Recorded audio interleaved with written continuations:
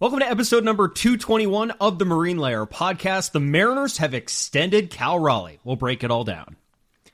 Your guys' reminder, we just rolled out our new website, so everything you want to stay on top of involving us, it's all there. MarineLayerPod.com. You can find all our episodes. You can leave your reviews there. You can rate the show there. You can watch on YouTube. You can buy our merch, which, by the way, that's all up. It's going great. You guys have seemed to love it so far. You guys are awesome for that. All that merch is over on the website. Everything else, too. Everything you need, our live events, go over to our website and you'll see everything. So, MarineLayerPod.com. And as always, if you want to follow us on social media, you can do so across all platforms at Marine Layer Pod. Let's get it rolling. The pitch from Acevedo. A drive feet to right field. Down the line. The Mariners win this game 2-1. The dream lives. They're going to the playoffs. 1-1 from Jansen. There you go. Left field. We got a tie ball game. Julio. Oh, baby, what a moment. Tie ball game at 7-7. And we welcome you to this episode of the Marine Layer podcast, part of the Just Baseball Podcast Network. Recording on Tuesday afternoon, March 25th. Lyle Goldstein, are you happy now? Yes! Yes, I am. Now I'm ready for opening day Thursday. Finally, we did it. We did it. I am set for opening day. I'm ready for baseball to be back. Yes! The details on Cal Raleigh coming out earlier this morning. He signs a 6-year, $105 million contract extension with a possible 7th year as a vesting option that can bring the contract up to $123 million. So nice. It's so nice that the paranoia can go away now. It's gone. Hopefully, right? The paranoia that no more big contracts will be handed out is gone. It's refreshing to see. It's refreshing for me. I know it's refreshing for you, and I hope for everybody else to see, listen, if they identify the right players, like they did with Julio, like they did with Castillo, like this stuff can still happen. It's not gone. I think it was fair to worry that it was, but yes, it's a nice refresher. Yes, it was fair to worry, but now they have proved us wrong. Yeah, they have. And they lock up the best catcher in baseball for what's going to be the very foreseeable future. And there is nothing to suggest he's slowing down. The key thing when I look at all of these largest contracts in Mariners history, this one, again, by the way, 6th largest contract in franchise history. Cano's 1, Julio's 2, Felix is 3, Robbie Ray is 4, Castillo is 5. If the vesting option hits, then it's the 4th largest. What do all those guys have in common? They're franchise studs / icons, depending on what terminology you want to use. Outside of Robbie Ray, by the way. Robbie Ray. Sorry, Robbie. Not in that list. Everyone else qualifies under that. Mm-hmm. So the Mariners have identified who they want in their Hall of Fame, who they want playing here a decade of their career, and now that's what we're going to get out of Cal Raleigh. And they made it happen. And this happened pretty quick. As of March 17th, when Divish said he sat down and talked to Cal Raleigh for their preview edition of the Seattle Times, Cal said they had not talked about an extension at that point. That was a week ago at this point. But now an extension's done. Mm-hmm. Do we think this has anything to do with the new streaming service, the Nintendo patches, then the deal that just got done? Anything? Or is it just what Jason Churchill said on the podcast we released today here on Tuesday, which you should still go check out because that was a great conversation, where Church just believes as of about now, he thinks the payroll is going to start to get more flexible and it will gradually go up. The key was why Churchill said it was going to be flexible. He just said because they're going to have more stability. Like they know what's ahead of them revenue-wise. The streaming thing's one and the Nintendo thing is two. Those are multi-year things at this point. So you know where your income sources are going to be and how you have solutions to your problems like people cord cutting, like people going to direct consumer instead and you lose less money at that point.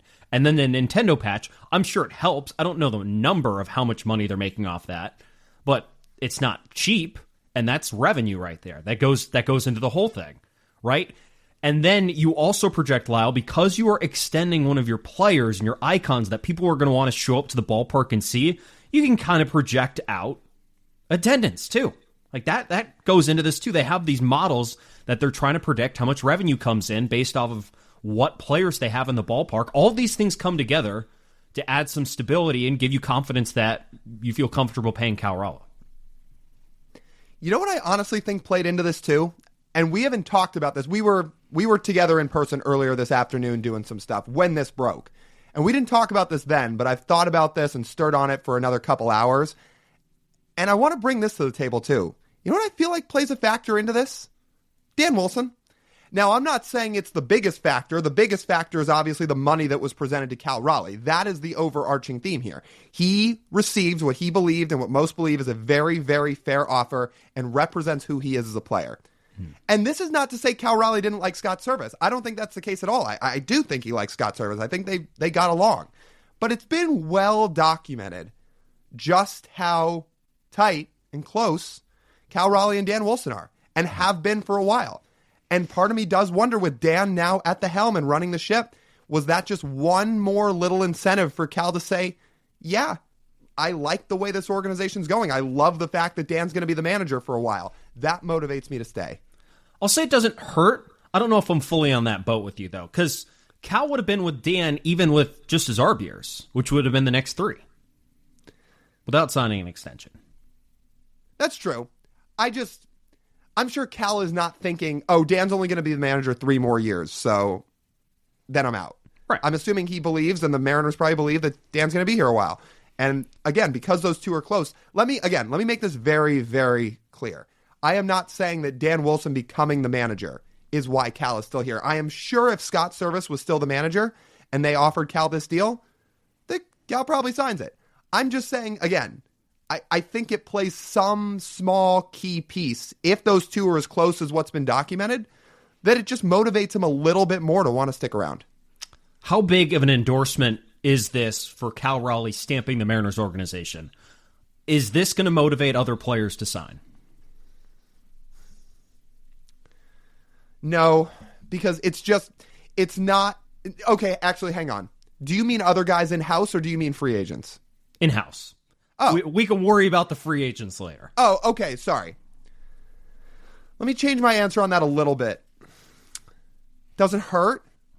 However, of the 3 guys that everybody's been circling as extension candidates, Cal, Logan, George, of the 3, Cal is the cheapest by far. So does it help Logan Gilbert and George Kirby that Cal Raleigh is going to be the catcher of the future for a long time? Again, it doesn't hurt. The problem is Logan Gilbert is not signing a 7-year, $130 million extension. Logan Gilbert is worth $250 million right now, if not more. So if the Mariners walked up to Logan Gilbert right now with Cal Raleigh signed and say they offered him 8 for $220. Yeah, I mean, he's probably listening real hard. That's for sure. He's probably listening. But it's a harder one to get done than Cal. It just is.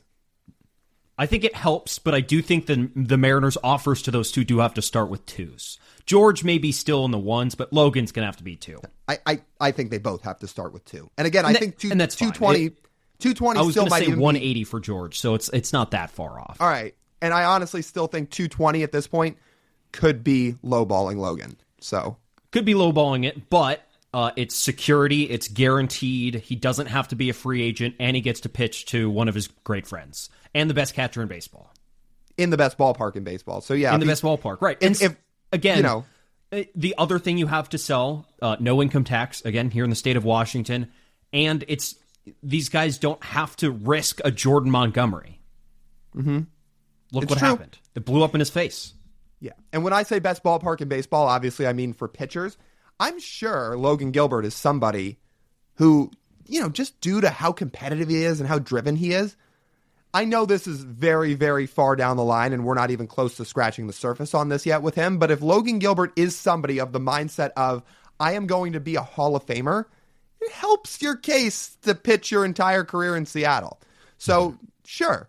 Does that all paired with Cal Raleigh now being here for the long term help? It helps, but I don't think Logan's taken some big hometown discount. I just don't.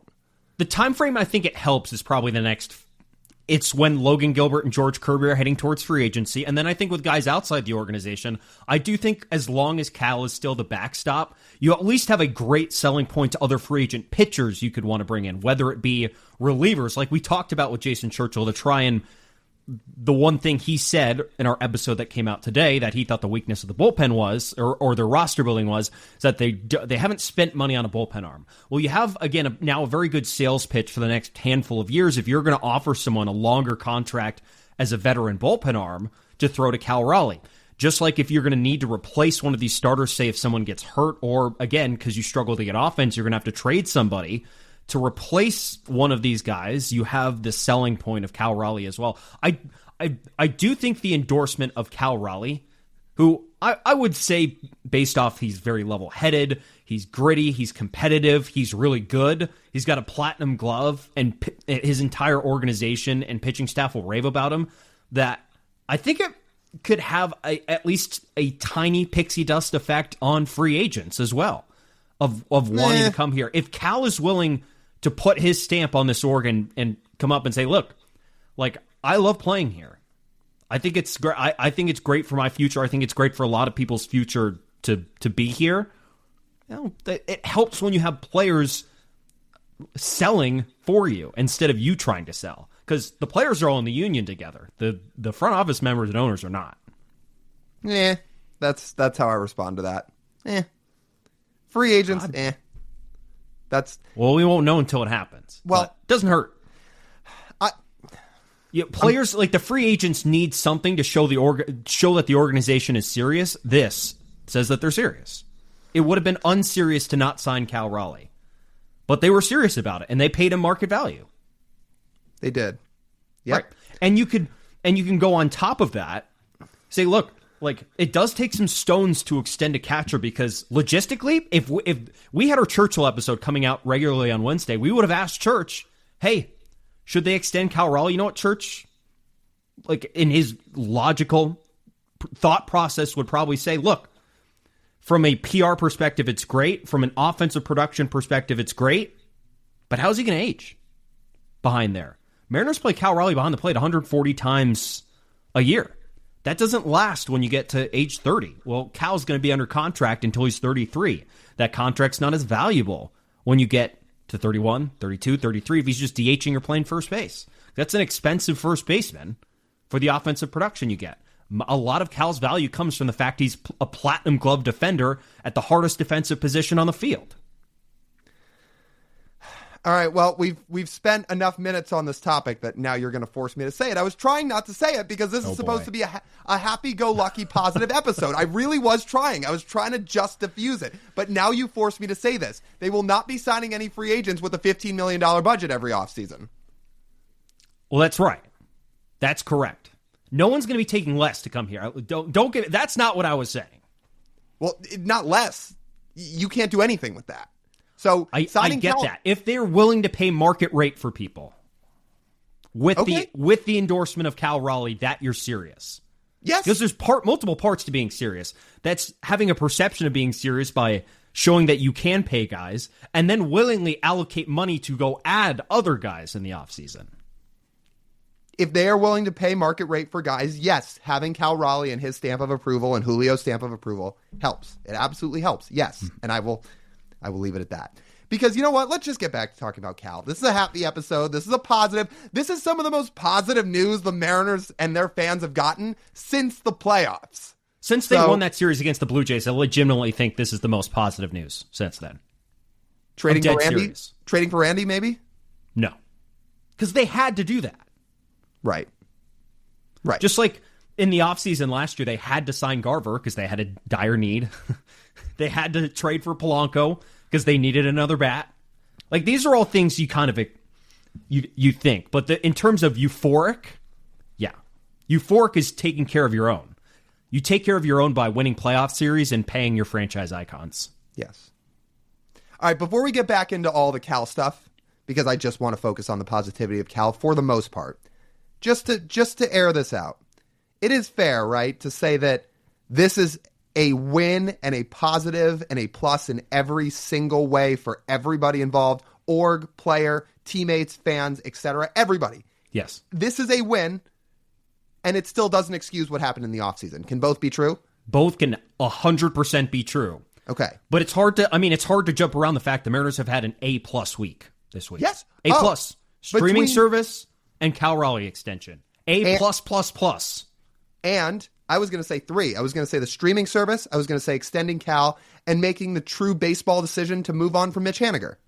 Yeah. It's been a very good week. Yes, very good week. And give ownership credit for ponying up the money. Mm-hmm. Got to do that. John Stanton, Chris Larson, the entire ownership group, good job for making this happen. Good job to Jerry. Good job to Justin. Good job by everyone on the marketing side and Kevin Martinez, the president of business operations, for securing all these other things that I know they worked really hard on to sort of help bring all this together. Because it's a whole team working together to generate the revenue and get stuff like this to the finish line. Okay, good. So we're on the same page. Yes, doesn't excuse what happened in the offseason, but focusing on Cal and the positive, this is a win in every sense. Every sense, by everybody. It is a huge win. Okay, I do want to say this about Cal. He represents every single great thing that embodies the Mariners, that embodies baseball, that it means of what it means to be a leader, of what it means to be a good clubhouse guy. Not only is he getting this extension because of his on-field play, it's mostly that, but along with him deserving every penny that he's getting from his performance on the field, there is so much value that can't be quantified on Savant or on Fangraphs for what he does in the dugout, in the clubhouse, and who he is in the community too. Like, think about all the little things he's done over the years. How he did the Buhner buzz cut last year. He didn't have to do that. Cal Raleigh didn't have to shave his whole head, but he said, the Mariners lean into this. It's a big thing in the community. It's a big thing in Mariners history, the Buhner buzz cut nights. Yeah, I want to be a part of that. He doesn't complain one bit about catching every single day or nearly every single day. In fact, he leans into it. He embodies it. He loves it. He's not afraid to speak his mind. He's honest. He's great with everybody in the media. He's great with all of his teammates. He embodies every single great thing of what it means to be a Mariner and just what it means to be a baseball player. So he deserves every penny of this. And he's the ultimate guy to root for, too. He was not a blue chip prospect coming up at all. He was not just sort of given his opportunity. He was almost forced into, if you remember, an unfair situation in 2021 when Tom Murphy gets hurt as his option, 2022 when Tom Murphy gets hurt and given his option to succeed, and he took it and ran with it and imprinted himself, I'd say, on this organization with a lot of things you just highlighted in making this connection with all these pitchers that they trust him so much to take command of their pitching arsenal and elevate them to the best possible things he could while he keeps improving to pay it back to this organization. It's amazing. I couldn't think of a better guy to have a flag out there in right field as you walk in the gates there, to have it painted on the side of the stadium running down the first base line. Like all these things that you hope that you would finally have in this new era of Mariners baseball that you had with Ichiro there, when you had when you had Griffey there, and you had Cano and Seager and those guys that you could paint out front. Well, Cal's that guy now. Cal's going to be that guy in this franchise's history from now on, and I'm glad he's going to be a Mariner into his 30s and at least for the next 6 years and potentially more. We're glad that he's here. He's the best. He is. And again, he just does so much out in the community, and he does so many things for the fans and just for the people. He does all these autograph signings and all these appearances and shows up to all these charity events. I heard a story, by the way. I don't think anybody would probably mind if I shared this, but I have some friends who went to high school nearby and are still involved with the baseball program. And, it wasn't filmed or wasn't on camera or anything like that, but somebody had a connection to Cal, and he showed up at the high school at some point over the last couple months, and he just showed up to talk to the entire, baseball club, to, the whole program, and he's talking to every guy, and he's just kind of giving them some lessons, like life lessons and stuff, and apparently, stayed and talked to all these high schoolers for a long time. Like it's even things like that. There's a lot of this that's documented that he does on either on camera or on social media, but there's so many things that probably aren't even documented that he does that again, just make him embody every single thing that is great about being a Seattle Mariner, being a baseball player. So he deserves all this. And not every player is like this, especially people who aren't from here. They don't have to stay here all year round. We're really far away from Cal Raleigh's home in North Carolina. You don't, or where he's from, or a lot of his family's from. It doesn't have to be this way, but he's chosen to make it this way, and we're very happy. It's awesome. Great job by the Mariners to get this done. It is a great way to send us into opening day coming up on Thursday. Yes, it is. Can I say one more thing? Just a little note, I think, just for the people. So from everything we understand, because there is a lot of discourse about this, and there has been over the last few months about Cal changing agents and him leaving Boris and him, moving to a different home in terms of the business side of things for him. So I don't think we can tell the whole story, but from everything that we understand and from people we've talked to and from information we've gathered, just to explain it to all you guys, I actually don't think Cal leaving Scott Boras has much to do with him signing this extension. In fact, I don't think it plays much of a factor at all. I don't think we can tell the whole story, but from everything we've understood, that is actually a non-factor into this. He may have just signed this extension if he had stayed at Boris, from everything we understand. Yep. So it's something that looks like it makes sense on the surface, but yeah. It's kind of a non-story. Yeah. And we feel pretty definitive in saying that. Yeah. So point being, we just wanted to get that out there as a little piece of information for people, because I know there's plenty of discourse about that, but that is a very, very small thing. We are thrilled for Cal. I don't think there's a single Mariners person, fan, executive, etc. out there that is not thrilled for Cal, because this team needs him and this community loves him. So I can't wait to see him stay in Seattle and be a Mariner for a long, long time. So it's great. All right. Short episode today, but was absolutely a warranted episode. I think that just about wraps up this edition of the Marine Layer Podcast. If you want to find all of our stuff, we've got a one-stop shop for you. It's right over at our website, marinelayerpod.com. If you want to listen to our episodes, watch our episodes on YouTube, if you want to rate and review, if you want to check out our Patreon, which we're rolling out, we're going to do a bunch of stuff as the year goes on.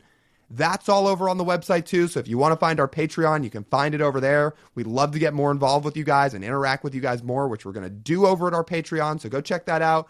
Go get yourself some merch. We're fired up to have that rolling out, especially with opening day right here. Everything you need is over on the website, marinelayerpod.com. And then you can find us everywhere on social media at marinelayerpod.